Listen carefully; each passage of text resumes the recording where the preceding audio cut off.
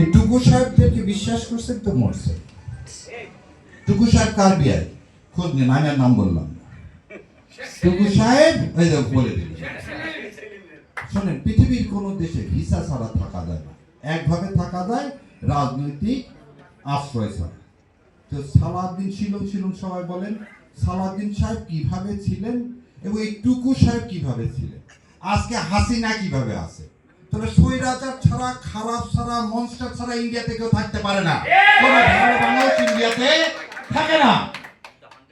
আজকে এই পররাষ্ট্রমন্ত্রী বললো কি গত 1.5 বছর নাকি বিনা চিকিৎসায় বহু বাঙালি মারা গেছে, তারপরে সে পররাষ্ট্রমন্ত্রী। তো আজকে আজাদি পার্টি এদের সাথেও আমি এই জন্যই যুক্ত হয়েছি, কারণ আমি তো মুক্ত না। আপনারা কি জানেন, প্রতি 4 সপ্তাহ পর পর আমার জুলাই যোদ্ধাদের পরিকল্পিতভাবে ধরা হচ্ছে এবং টেস্ট করা হচ্ছে যে আমরা জুলাই যারা সত্যি তারা প্রতিবাদ করলে ছেড়ে দিচ্ছে, আর যাদের প্রতিবাদ করা হচ্ছে না তাদেরকে ছেড়ে দেওয়া হচ্ছে না। গতকাল রাতে সাতক্ষীরার একটা মেয়ে, সে প্রধানমন্ত্রী হওয়ার আগে লেখছিল, ভোটের আগে লেখছিলেন প্রধানমন্ত্রীকে যে তিনি কি, মানে আমি যে কথা বারবার বলি, উনি কার ইশারায় দেশে আসলেন। আর উনি যদি ভারতের ইশারায় এসে থাকেন, ভারত ছাড়া তো তিনি কিছু করতে পারবেন না, তিনি তো জুলাই সনদ করতে পারবেন না।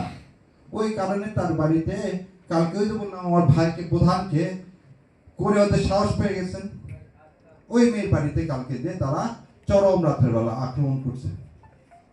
একটা মেয়ের বাড়িতে পুলিশকে ডাকার পর পুলিশ আসেনি। তাহলে আগে গুম খুন, আর এখন 2 মাসের মাথায় আপনার কথা বলার স্বাধীনতা কেড়ে নিচ্ছে।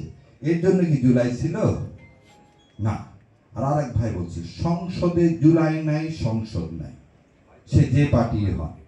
যদি সংসদে জুলাই নাই আপনি থাকেন, তাহলে আপনি এই জনগণ থেকে কি হয়ে যাবেন? বিচ্ছিন্ন হয়ে যাবেন। কারণ এদেশের জনগণ রক্ত দিছে ভারতীয় আধিপত্যবাদের বিরুদ্ধে।